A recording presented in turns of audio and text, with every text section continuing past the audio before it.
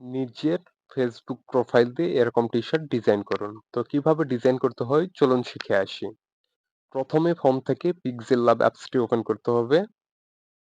Apps open করার পর এই নিউ টেক্সট এই অপশনটি ডিলিট করতে হবে। ডিলিট করার জন্য বাঁদিকের উপরের কোণে যে ডিলিট অপশন রয়েছে এটাতে ক্লিক দিব, দিয়ে ডিলিট করে দিব।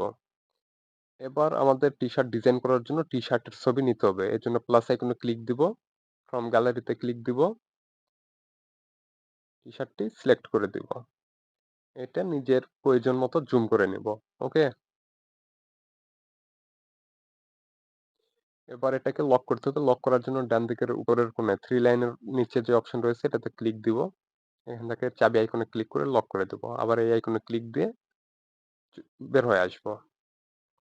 এবার প্লাস আইকনে আবার ক্লিক দিব। ফ্রম গ্যালারিতে ক্লিক দিব। স্ক্রিনশটটি নিয়ে নিব ফেসবুকের। ওকে? সিলেক্ট করে দিব। নিজের প্রয়োজন মতো এটা জুম করে নিব বা বসিয়ে নিব। এদিক সেদিক করে যেরকম করলে ভালো লাগবে। নিচের যে ৩ নাম্বার অপশন রয়েছে এটাতে ক্লিক দিব। ডান দিকে স্লাইড করে আসবো। এখান থেকে ইরেজার কালার এটা সিলেক্ট করে দিব। এখান থেকে অ্যালাউ করে দিব। টিক মার্ক দিয়ে দিব। ওকে? আমাদের এডিট কিন্তু শেষ। এই ছবিটি সেভ করার জন্য এবার নিচ থেকে ৪ নাম্বার অপশনে ক্লিক করব। এখান থেকে ট্রান্সপারেন্ট এটাতে ক্লিক দিয়ে দিব।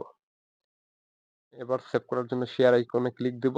এখান থেকে সেভ টু গ্যালারি। ওকে?